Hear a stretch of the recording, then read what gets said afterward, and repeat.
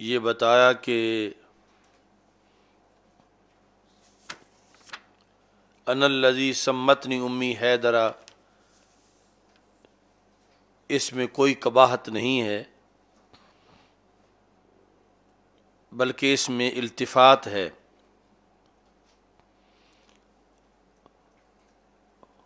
اور جو قباحت کہہ رہے تھے نحویوں کے قول کو مدار بنا کر، تو انہوں نے کہا کہ یہ صرف جائز ہی نہیں بلکہ نحویوں پر تو الٹا خود اعتراض ہوتا ہے کہ ان کا قول آیت کے خلاف ہے، الا انہ یارد علی النحویین۔ تو امام شامی کہتے ہیں ولا یخفی ما فی قولہ الا انہ یارد، کہ جواب دیتے ہوئے جس طرح انہوں نے چڑھائی کی ہے، اس میں جو لطافت ہے وہ اہل ظرافت ہی جانتے ہیں۔ اب اہل ظرافت کو لطافت کا پتہ چلے گا، اس میں جو لطافت ہے کہ جواب دیتے ہوئے جو خود ان پر اعتراض کر دیا ہے، یہ اہل ظرافتی اس لطافت کو جانتے ہیں۔ باقی اس میں اہم ایک بحث کا اضافہ کرتے ہیں کہ مغنی اللبیب جو نحو کی کتاب ہے، مغنی اللبیب، اس میں جہاں یہ بحث کی گئی ہے کہ کون سی اشیاء ہیں کہ جہاں عائد ہونا چاہیے، جس طرح موصولہ کا جو صلہ ہوتا ہے تو صلہ میں عائد ہوتا ہے، ایک ضمیر ہوتی ہے جو کہ اس کی طرف موصولہ کی طرف راجع ہوتی ہے۔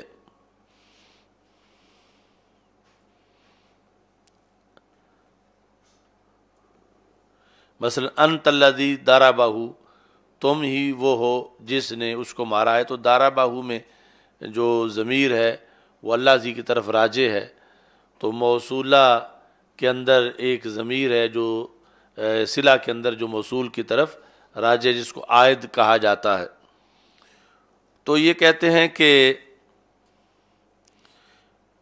اس کی مثال دیتے ہوئے جو بات انہوں نے کی ہے وہ ریلیٹڈ ہے ہمارے اس موضوع کے ساتھ، کہ وہاں انہوں نے مثال میں کہا کہ ان نحو انت الذی فعلت مقیس لکنہ قلیل، انت الذی فعلت، کہ اس طرح کی جو مثالیں ہیں ان پر موجودہ بحث کو قیاس کیا جا سکتا ہے۔ مثال کیا؟ انت الذی فعلت، انت الذی فعل نہیں، انت الذی فعلت، تو الذی اس میں موصولہ ہے اور غیب ہے، تو اس کے لحاظ سے چاہیے تھا کہا جاتا فعل، انت الذی فعل، تم ہو کہ جس نے یہ کام کیا ہے، لیکن کہا گیا انت الذی فعلت، فعلت، تو غیب کی جگہ خطاب کا جو ہے وہ صیغہ لایا گیا۔ اچھا جی، تو یہ مقیس ہے لیکن یہ قلیل ہے، مگر یہ جائز ہے۔ وَإِذَا تَمَّ الْمَوْصُولُ بِصِلَتِهِ، جب موصول اپنے صلے کے ساتھ مل کر مکمل ہو جائے، ان صحب علیہ حکم الخطاب، یہ ان صحب لازمی ہے کہ آ جاتا ہے اس پر خطاب کا حکم۔ موصول جب اپنے صلے کے ساتھ مل کر مکمل ہو جائے، جس طرح انت الذی فعلت، موصول اپنے صلے کے ساتھ جب مل کر مکمل ہو جائے تو پھر اس میں خطاب کا حکم آ جاتا ہے۔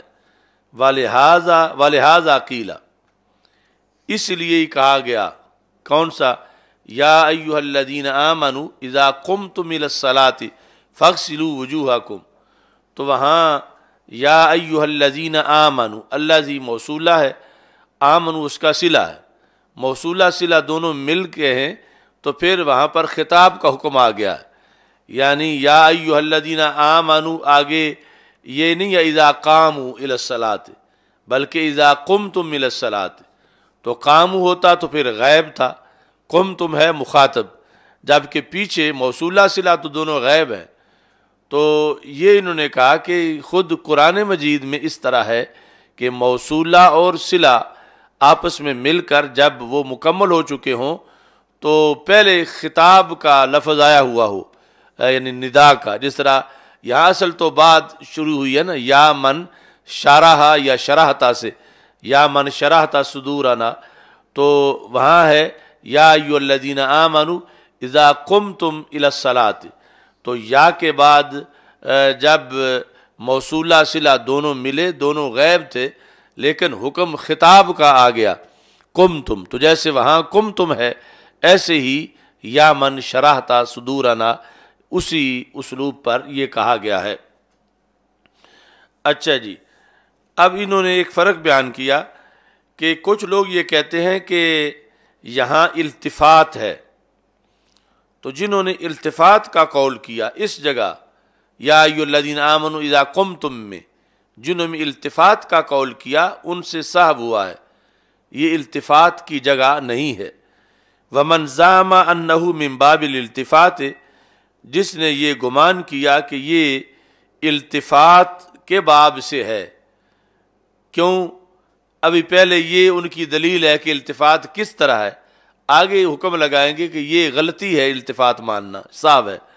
لأن آمنوا مغایبۃ وقمتم مواجہۃ، کہ یا ایھا الذین آمنوا، یہ آمنوا غیب ہے اور قمتم خطاب ہے، تو پھر غیب سے خطاب کی طرف التفات ہے۔ جن لوگوں نے یہ کہا فقد سہا، ان سے صاحب ہوا، یعنی جہاں اس مقام پر یا ایھا الذین آمنوا اذا قمتم کے اندر التفات کا قول کرنا صاحب ہے، ایسے ہی یا من شرحتا صدورنا، یہاں التفات کا قول کرنا یہ پھر صاحب ہوگا۔ اچھا جی، صاحب کیوں ہے؟ ولا یخفی انہ فیما نحن فیہ لم یتم الموصول بصلتہ، اے لم یأتی الضمیر بعد تمام الصلات فدعوی الالتفات فیہ صحیحۃ، ولا یخفی انہ فیما نحن فیہ لم یتم الموصول بصلتہ، کہ یہ جو قمتم والی مثال ہے یا ایھا الذین آمنوا اذا قمتم، وہاں تو موصول اپنے صلے سے مکمل ہو چکا ہے، تو خطاب کا آنا دو وجہ سے ہوتا ہے غیب کے بعد خطاب کا، ایک تو التفات کی وجہ سے، دوسرا سبب یہ ہے کہ جب موصول اپنے صلے سے مکمل ہو جائے تو ان صحب علی حکم الخطاب، تو وہاں خطاب کا حکم آ جاتا۔ تو یا ایھا الذین آمنوا اذا قمتم الی الصلاۃ، یہاں اس لیے خطاب آیا ہے کہ موصول اپنے صلے کے ساتھ مکمل ہو گیا، لہذا حکم خطاب آ گیا۔ تو یہاں حکم خطاب التفات کی وجہ سے نہیں آیا، بلکہ موصول کے اپنے صلے کے ساتھ مل کر مکمل ہونے کی وجہ سے یہاں پر حکم خطاب آیا ہے۔ اور جو ہماری بحث ہے اس کے اندر ایسا نہیں ہوا، یعنی جو متن میں ہے حمد لک یا من شرحتا، یہاں صرف موصولہ آیا ہے، آگے صلہ اس کا ذکر نہیں ہے، تو اس بنیاد پر یہ جو جس میں ہم ہیں اس میں التفات کا دعویٰ کیا جا سکتا ہے، لیکن یا ایھا الذین آمنوا اذا قمتم الی الصلاۃ میں التفات کا دعویٰ نہیں کیا جا سکتا۔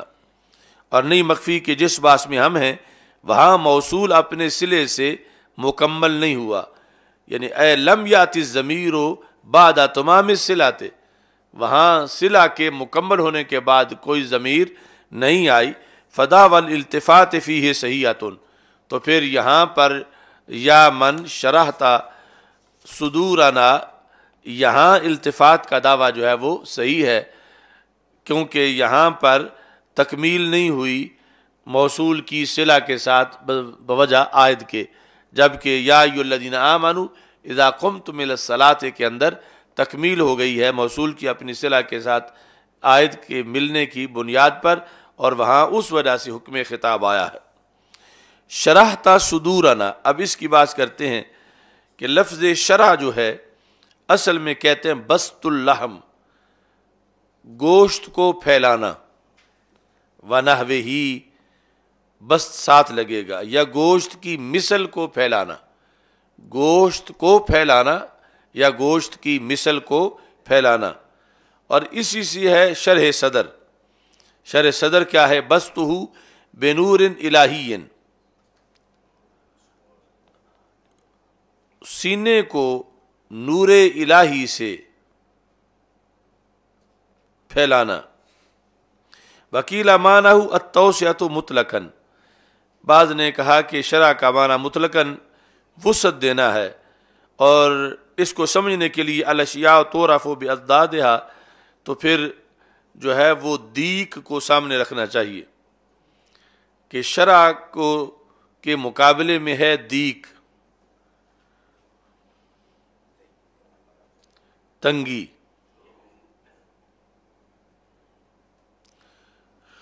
لقولہ تعالی فمن یرید اللہ ان یہدیہ، اللہ جس کو ہدایت دینا چاہے تو اللہ اس کا سینہ جو ہے وہ کھول دیتا ہے.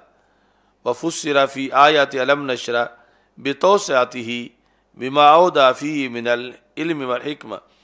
الم نشرح لک صدرک، الم نشرح لک صدرک، اس کے اندر جو ہے اس کی شرح بھی اس طرح کی گئی ہے کہ کیا ہم نے آپ کا سینہ نہیں کھولا، یعنی کیا سینے کے اندر علم و حکمت ودیت نہیں کیے. تو یہ مطلقاً وسعت دینا، یہ بھی شرح کا معنی ہے. اب یہ ہے کہ سینہ کھولنا،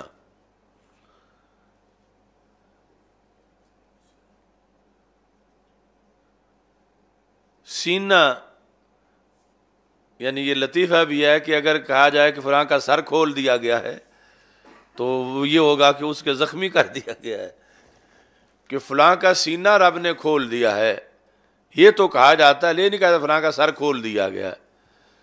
تو حالانکہ عقل کے لحاظ سے اختلاف ہے کہ عقل کہاں ہے، اس کے لحاظ سے پھر شرع کا لفظ بھی بولا جائے گا.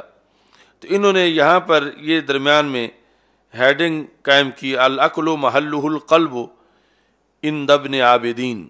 امام شامی رحمۃ اللہ علیہ کے نزدیک عقل کا جو محل ہے وہ قلب ہے، یعنی عقل کا محل رأس نہیں ہے، عقل کا محل قلب ہے. تو اس بنیاد پر قلب پھر سینے میں ہے، تو کسی کے لیے ہدایت یا علم و حکمت میں جو اضافہ ہے تو اس کے لیے شرع صدر بولا جاتا ہے، شرع رأس نہیں بولا جاتا. چونکہ عقل صدر میں ہے تو شرع صدر ہو تو عقل میں اضافہ ہو، اور شرع رأس کا لفظ نہیں بولا جاتا کیونکہ عقل رأس میں نہیں بلکہ عقل جو ہے وہ قلب میں ہے، اور قلب پھر صدر میں ہے.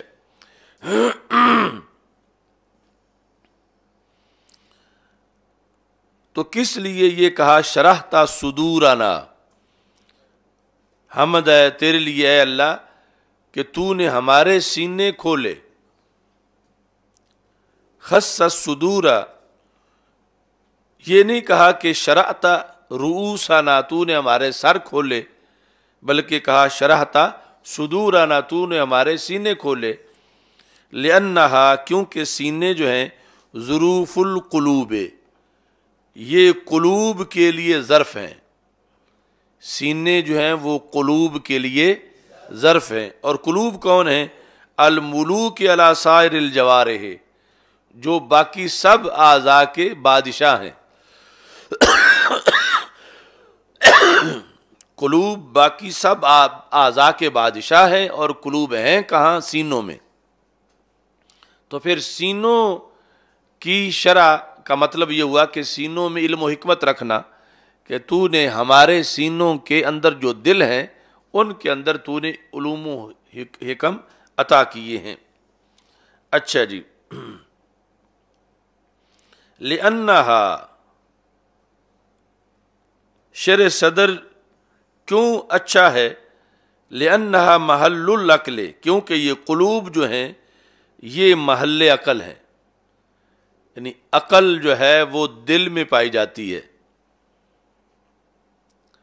یعنی یہ قرآنی نقطہ نظر سے لہم قلوب لا یفقہون بہا، ان کے دل ہیں جن سے وہ سمجھتے نہیں. یعنی یہ نہیں کہا گیا قرآن مجید لہم رؤوس لا یفقہون بہا، ان کے سر ہیں جن سے وہ سمجھتے نہیں. تو عقل کا مقام جو ہے وہ دل کو بتایا گیا، سر کو نہیں بتایا گیا. یا لا یعقلون قلوب کی طرف نسبت کر کے کہا گیا. اچھا جی، لأنہا محل العقل، کیونکہ قلوب جو ہے یہ محل عقل ہیں، جس طرح کہ آگے خیار عیب کے باب میں آئے گا. اول مراد بحل قلوب، پہلے تو خود صدور کی بحث ہوئی کہ صدور بول کے مراد صدور ہی ہیں، لیکن صدور چونکہ قلوب کے ظروف ہیں تو اس واسطے شرح صدر کہا گیا. دوسرا جو بحث ہے اس کا مطلب یہ ہے کہ بولا صدور گیا ہے، مراد قلوب لیا گیا. پہلے میں بولا بھی صدور گیا ہے، مراد بھی صدور ہے، لیکن صدور ظروف ہیں قلوب کے، تو اس واسطے شرح صدر کا لفظ بولا گیا. اب دوسرے میں یہ ہے کہ بولا صدور گیا ہے اور مراد صدور سے کیا ہے؟ قلوب، یعنی کل بول کے جز مراد لینا. واتساؤها کنایۃ عن کثرت ما يدخل فيها من الحکم الالہیۃ والمعارف الربانیۃ، اور کھلنا کیا ہے، وسیع ہونا کیا ہے کہ یہ ہے کہ سائز تو وہی رہتا ہے دل کا، بڑے سائز کا نہیں ہو جاتا، لیکن یہ کنایا ہے کہ اس میں جو اللہ تبارک و تعالی حکم اور معارف جو ہیں وہ ان کی کثرت کر دیتا ہے. تو ان کے لیے یہ نہیں کہ سائز میں بڑے ہو جائیں، سائز میں دل اتنا ہی رہتا ہے، لیکن اس میں رب ذوالجلال حکمت اور یہ معارف زیادہ کر دیتا ہے. تو امام غزالی رحمۃ اللہ علیہ نے اس میں یہ بحث کی ہے احیاء العلوم کے اندر کہ اصل دل سے مراد یہ جو ایک صنوبری شکل کا بوٹی کا ایک حصہ ہے یہ ہے ہی نہیں. وہ کہتے ہیں اگر اس کی بات ہوتی تو پھر انسان سے بڑے سائز کا بھینس میں ہے. تو ان عرضنا الامانۃ علی السماوات والارض والجبال، وہ جو امانت جس کو اٹھانے سے سب نے انکار کر دیا کہ مشکل ہے اور انسان نے اٹھا لی، تو اگر اس دل کی بنیاد پہ فیصلہ ہوتا تو پھر انسان سے پہلے بوجھ بھینس اٹھا جاتی کہ اس میں بڑے سائز کا ہے. تو اس نے نہیں اٹھایا، اس نے اٹھا لیا ہے. تو اصل میں وہ دل جو ہے وہ ایک لطیفہ ربانیہ ہے جو اس بوٹی کے ساتھ یوں قائم ہے جیسے عالم کے ساتھ علم قائم ہوتا ہے. یعنی عالم کے ساتھ علم چمٹا ہوا نظر نہیں آتا، قاری کے ساتھ قرات نظر نہیں آتی لیکن قائم ہوتی ہے. تو ایسے ہی اس دل کے ساتھ وہ حقیقی دل لطیفہ ربانیہ قائم ہوتا ہے مگر نظر نہیں آتا. تو اس واسطے یعنی دل دھونا یا تزکیہ یا شرح صدر وہ اس طرح نہیں ہے کہ جیسے آج آپریشن تھیٹر کے اندر چیر کے سینہ کوئی دل دھوئے یا یہ کہے کہ وہ دل کے اندر کوئی چیز بھر رہا ہے، تو یہ سب کچھ غلط ہوگا چونکہ وہ دل تو نظر ہی نہیں آتا جس کی حقیقت میں بات ہے، تو اسے دھویا کیسے جا سکتا ہے اس طرح. تو اس کے سارے اور احکام ہیں تو اور چیزیں ہیں، اور وہ پھر اسی پر آگے یاد الہی یا دل کا دھڑکنا یا ساری چیزیں وہ اسی لطیفہ ربانیہ کے لحاظ سے اصل میں متصور ہوتی ہیں. اچھا جی، اب یہ ہے کہ شرحت صدورنا بانواع الہدایات، حمد ہے تیرے لیے اے اللہ کہ تو نے ہمارے سینے کھولے مختلف قسم کی ہدایات کے ساتھ۔ امام بیضاوی رحمۃ اللہ علیہ نے ہدایت کی تفسیر میں یہ لکھا، الہدایۃ دلالۃ بلطف، ہدایت کیا ہے کہ مہربانی کے ساتھ کسی کی رہنمائی کرنا، مہربانی کے ساتھ کسی کی رہنمائی کرنا۔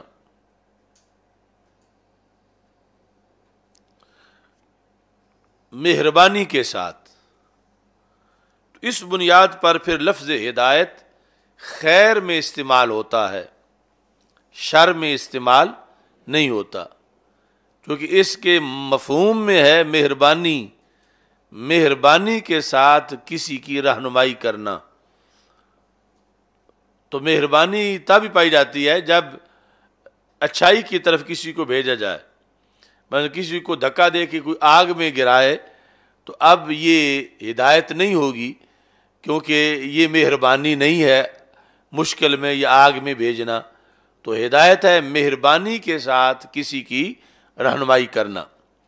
اب اس پر پھر اعتراض تھا، تو اس کا انہوں نے جواب دیا کہ آپ نے یہ کہا کہ ہدایت کا استعمال ہمیشہ خیر کے لیے ہوتا ہے، شر کے لیے، یعنی اچھی جگہ کی رہنمائی کرنا ہدایت ہے، جو جگہ سختی والی ہو، بری ہو، اس کی طرف بھیجنا کسی کو یہ ہدایت نہیں ہے۔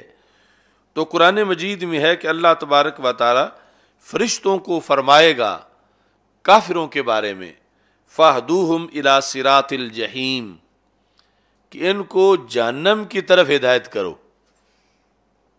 فَاهْدُوهُمْ إِلَى صِرَاطِ الْجَحِيمِ، اب جہیم، جہنم وہ سختی کی جگہ ہے، شر ہے اس کے لیے، بندے کے لیے خیر نہیں ہے، تو ادھر ہانکنے کو بھی ہدایت ہی کہا جا رہا ہے۔ فَاهْدُوهُمْ، ہم کا مرجع کفار، اور فَاهْدُو کے مخاطب ہے ملائکہ، کہ ان کو ہانک کے لے چلو جہنم کی طرف۔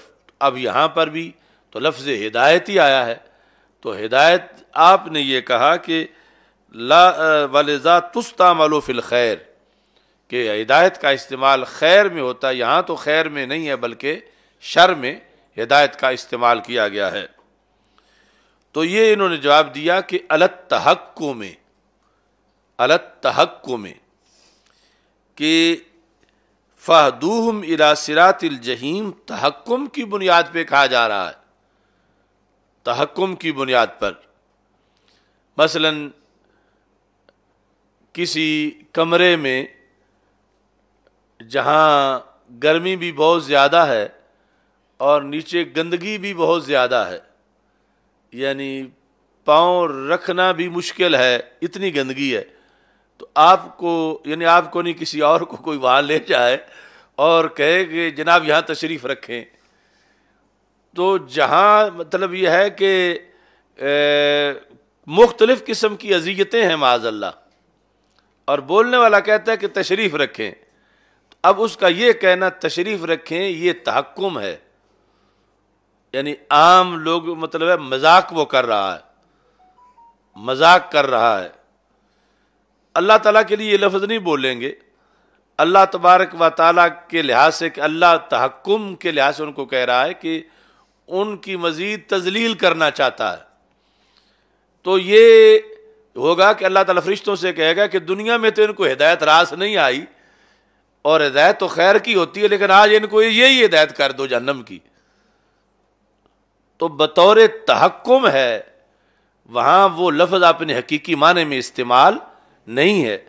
فَاهْدُوهُمْ إِلَى صِرَاطِ الْجَحِيمِ میں لفظ ہدایت تحکم کے طور پر ان کی تذلیل کے لیے کہا جا رہا ہے، تذلیل کے لیے، جس طرح فَبَشِّرْهُمْ بِعَذَابٍ أَلِيمٍ، کہ ان کو خوشخبری سنا دو عذاب علیم کی، تو عذاب کی خوشخبری تو نہیں ہوتی، تو عذاب بول کے ساتھ جو خوشخبری کا لفظ بولا جا رہا ہے تو تحکم کے لیے، ان کی مزید تذلیل کے لیے۔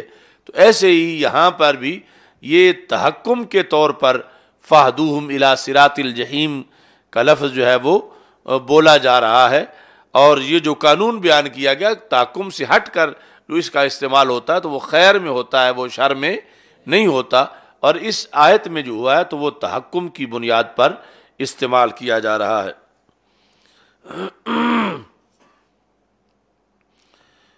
آگے یہ ہے کہ اللہ کی ہدایت کی کئی قسمیں ہیں، اتنی قسمیں ہیں لا یحصیہا عدد، کہ کوئی گنتی کر ہی نہیں سکتا، اتنی اقسام کی اللہ کی ہدایت ہے کہ کوئی گنتی نہیں کر سکتا۔ ہدایت کی اقسام کی افراد تو آگے مزید پھر زیادہ ہے، جو اقسام ہیں ان کی بھی کوئی گنتی نہیں کر سکتا۔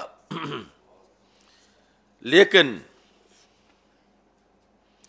اجناس میں بند کیا جا سکتا ہے ان کو، اجناس کے اندر، کیونکہ جنس میں نوع کے مقابلے میں وسعت ہوتی ہے تو انواع تو گنتی نہیں ہو سکتی، البتہ اجناس جو ہے وہ بتائی جا سکتی ہیں۔ اچھا جی، وہ اجناس بھی مرتبہ۔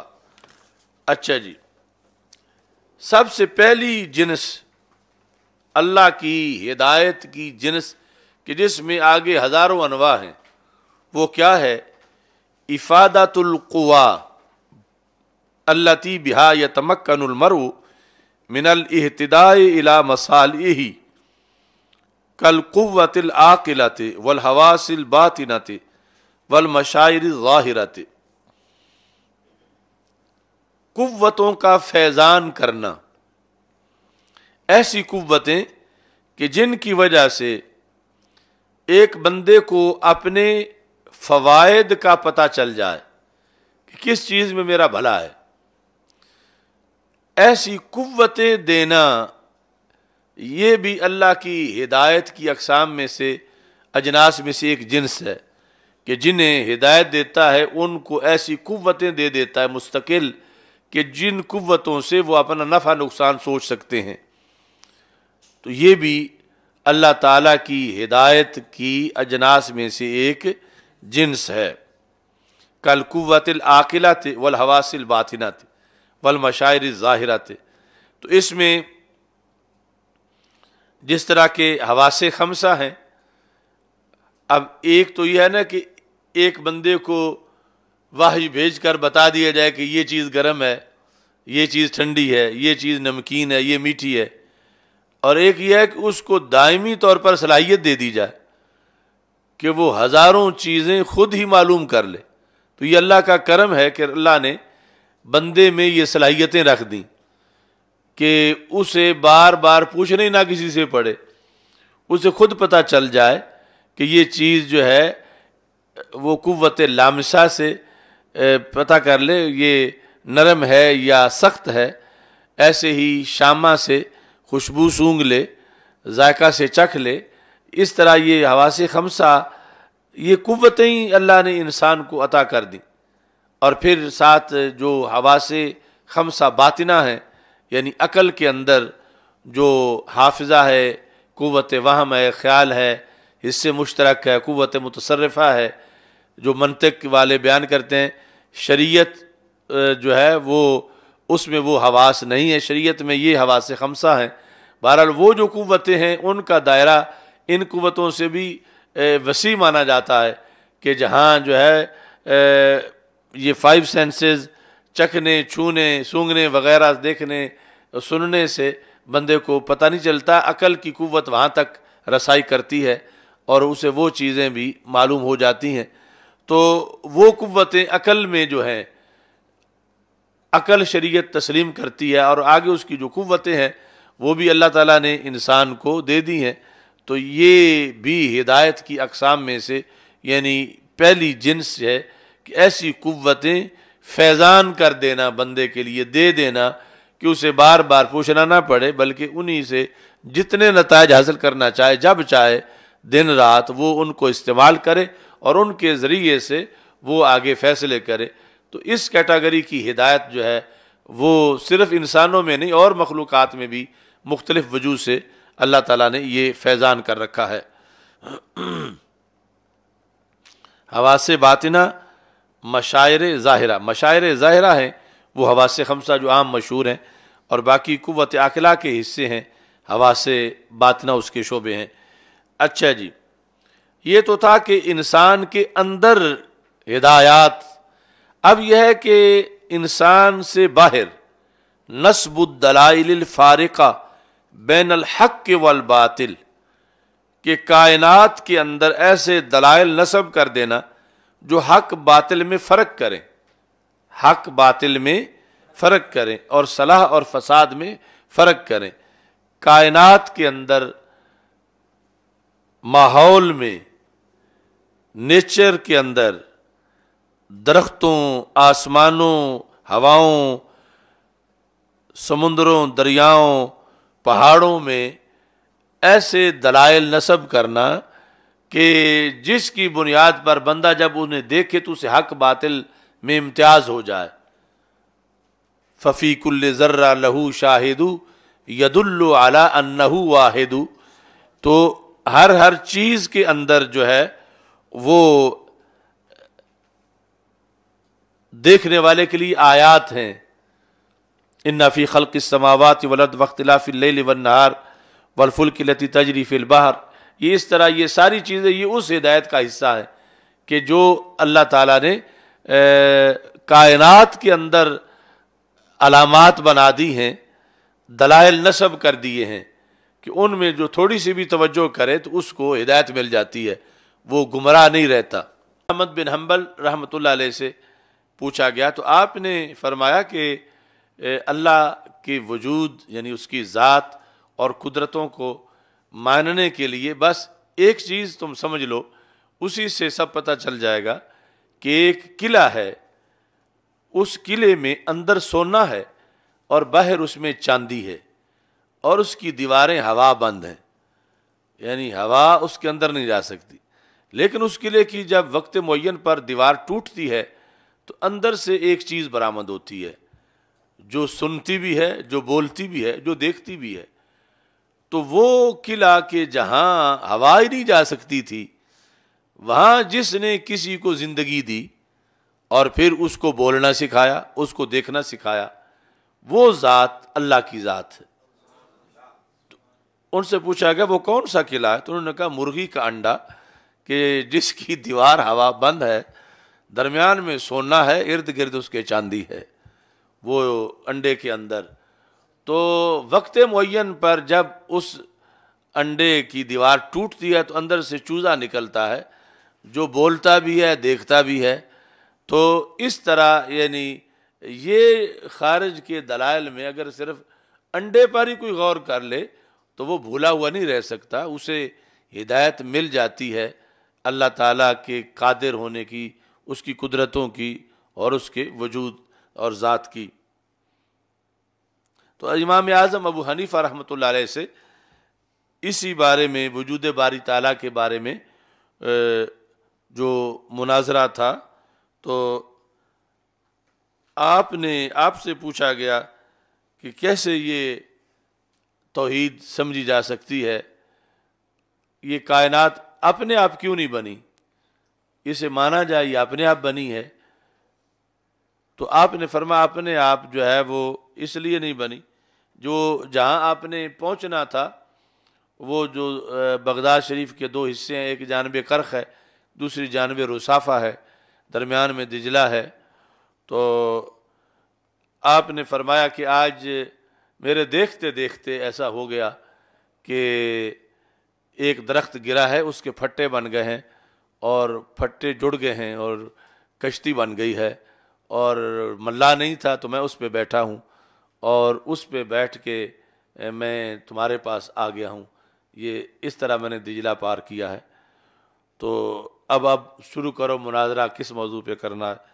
تو انہوں نے کہا کہ پہلے تو آپ یہ جو بات بتا رہے ہیں یہ عقل میں نہیں آتی کہ کیسے اپنے آپ پھٹے بن گئے ہیں اس کے، اور پھٹے جڑ کیسے گئے ہیں، اور پھر جو ہے وہ ہوا مخالف تھی تو کشتی اپنے آپ کیسے چل رہی ہے۔ یہ ساری چیزیں جو ہیں وہ آپ اتنے بڑے امام ہیں اور اتنے اچھے استدلال کرتے ہیں، اور یہ بہت سی اس میں کمزور باتیں ہیں کہ یہ سارا اپنے آپ ہی ہو گیا۔ تو امام صاحب نے کہا کہ جب ایک کشتی کے بارے میں تم کہتے ہو کہ اپنے آپ نہیں چل سکتی، تو پھر پوری ہستی کیسے اپنے آپ جو ہے وہ چل رہی ہے؟ تو اس طرح کر کے یعنی وہ خارجی دلائل جو ہدایت کے موجود ہیں، تو امام اعظم ابو حنیفہ رحمۃ اللہ علیہ نے اس سے ان کو سمجھایا، اور پھر مناظرے کی نوبت ہی نہ آئی۔ تو یہ ہے کہ دلائل اللہ نے کائنات میں نصب کی ہیں۔ پہلی کیٹیگری ہدایت کی ہے کہ بندے کے اندر ایسی قوتیں دی ہیں، اور دوسرا یہ ہے کہ کائنات میں باہر جو ہیں اللہ تبارک و تعالیٰ نے ایسے دلائل نصب کیے ہیں۔ اچھا جی، جو فارقہ ہیں، فرق کرتے ہیں درمیان حق اور باطل کے، صلاح اور فساد کے۔ تیسری دلیل جو ہے، تیسری قسم یعنی تیسری جنس ہدایت، الہدایت بارسال الرسول و انزال الکتب، رسول بھیج کر ہدایت کا اہتمام اور کتابوں کے ذریعے ہدایت کا اہتمام۔ یہ بھی اللہ تعالیٰ کی شان ہے، اور اس کی بھی پھر آگے بہت سی انواع ہیں۔ چوتھا یہ ہے ان یکشف علی قلوبہم السرائر، کہ اللہ بندوں کے دلوں پر چھپی ہوئی چیزیں منکشف کر دے۔ السرائر چھپی ہوئی، اللہ منکشف کر دے۔ وَيُرِيَهُمْ الْأَشْيَاءَ كَمَا هِيَ، جس طرح حقیقت میں چیزیں ہیں اللہ کسی کو ویسے ہی دکھا دے۔ یعنی ہمارے سامنے ہزار پردے میں ہیں، اور ہمیں کوئی ایک پردہ ہٹے یا دو پردہ تو ہمیں اتنا ہی تعارف ہے اس چیز کا، اور حقیقت میں وہ اور ہے جس پر بہت سے پردے ہیں۔ تو اللہ مہربانی کر کے بعض لوگوں پر یہ کرے کہ وہ یعنی کرتا رہا ہے کہ جو حقیقت ہے اسی حال میں وہ چیز کسی کو دکھا دے۔ تو اب یہ بھی ہدایت کی ایک جنس ہے، جس کے آگے پھر بہت سے انواع ہیں جو اللہ تبارک و تعالیٰ اپنے انبیاء علیہ السلام اور خواص کے لیے یہ اہتمام فرماتا ہے۔ انبیاء کے لیے کیسے کرتا ہے؟ بالوحی، بالوحی کا تعلق ان یکشف سے ہے کہ کشف کر دے اللہ تعالیٰ ان کے دلوں پر سرائر کا۔ کیسے کشف کرے؟ وحی سے، اول الہام، یا الہام کے ذریعے اللہ کشف کر دے، اول منامات الصادقہ، یا سچے خوابوں کے ذریعے اللہ تبارک و تعالیٰ ان کے لیے کشف کر دے۔ وَهَذَا مُخْتَصٌ بِالْأَنْبِيَاءِ وَالْأَوْلِيَاءِ، تو یہ ہدایت جو ہے یہ خاص ہے انبیاء علیہ السلام اور اولیاء کے ساتھ۔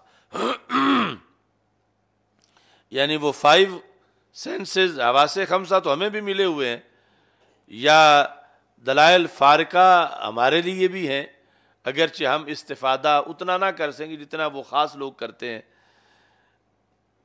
لیکن انبیاء کے لیے وحی ہے، اور وحی کے ساتھ الہام ہے، اور پھر ان کے خواب بھی وحی ہیں، اور جو اولیاء ہیں ان کے لیے الہام ہے۔ تو یہ ہدایت کا اہتمام رب ذوالجلال کا ان کے لیے خصوصی طور پر ہے۔ باقی اپنے نمائندے رسول جو ہیں وہ ان کو بھیجنا اور کتابیں ان سے آگے ہدایت حاصل کرنا، وہ بھی عامت الناس ان سے ہدایت جو ہے وہ حاصل کرتے ہیں، اور خود ان کی ہدایت جو ہے جنہیں بھیجا ہے یہ خاص ہدایت ہے جو رب ذوالجلال صرف انہیں ہی عطا فرماتا ہے۔ تو اوپر آگے عبارت شرحتا صدورنا بے انواع الہدایات، حمد ہے تیرے لیے اے وہ ذات جس نے ہمارے سینے کھولے ہیں مختلف قسم کی ہدایات کے ساتھ، سابقہ ماضی میں، کہ یہ سارا اہتمام وہ ماضی میں کر چکا ہے۔ حال من مصدر، مصدر سے یہ حال ہے، یعنی مصدر وہ شرحتا کا جو مصدر ہے۔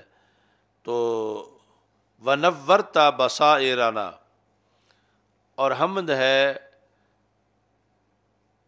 تیری اے ذات کہ تو نے منور کیا ہے ہمارے بصائر کو، بصیرت کی جمع ہے، ہماری بصیرتوں کو تو نے منور کیا ہے، بے تنویر الابصار لاحقہ، ابصار کو منور کر کے بعد میں، یعنی وہ سارا اہتمام پہلے ہو چکا ہے اور یہ اہتمام جو ہے اس کے بعد ہے۔ سابقہ حال میں مصدر شرحتا، اے جعلتا صدورنا قابلۃ للخیرات، کہ بنایا ہے تو نے ہمارے سینوں کو خیرات کے قابل، حال کون شرح سابقاً، درا حال کہ یہ فیضان تو پہلے کر چکا ہے، اور صفت لذالک المصدر، یا پھر یہ اسی مصدر یعنی سابقاً شرحن سابقاً، یا یہ شرحن کی صفت ہے اور اس سے پہلے یہ بتا دیا کہ یہ اس شرح سے حال ہے جو شرحتا کے اندر لفظ شرح موجود ہے۔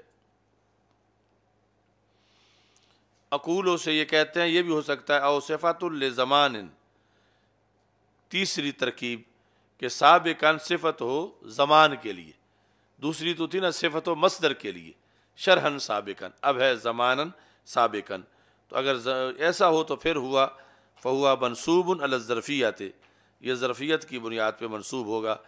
اے ہین اخذ المیثاق او ہین ولدنا الفطرت، سابقاً کا مطلب کیا ہے کہ الست بربکم قالوا بلا، تو بلا کہنا یہ ہماری ہدایت کا تو نے اس وقت اہتمام کر دیا جو سابقاً کہ ہم بھی بلا کہنے والوں میں سے تھے جب الست بربکم کہا گیا۔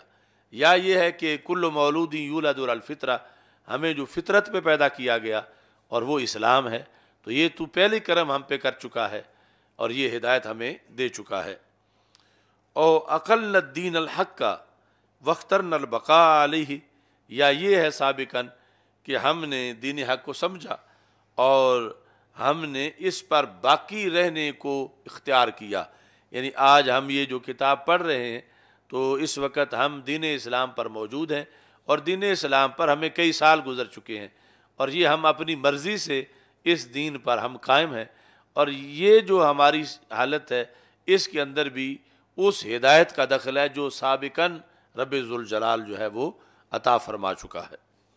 الحمدللہ رب العالمین والعاقبۃ للمتقین والصلاۃ والسلام علی رسولہ الکریم۔ استغفر اللہ، لا الہ الا اللہ وحدہ لا شریک لہ، لہ الملک ولہ الحمد وہو علی کل شیء قدیر۔ اللہم انا نعوذ بک من ونعوذ بک من جب الحزن ونعوذ بک من فتنة المحیا والممات، اعوذ بوجہ العظیم الذی لیس شیء اعظم من اسماء الله الحسنى ما علمت منها وما لم اعلم، من شر ما خلق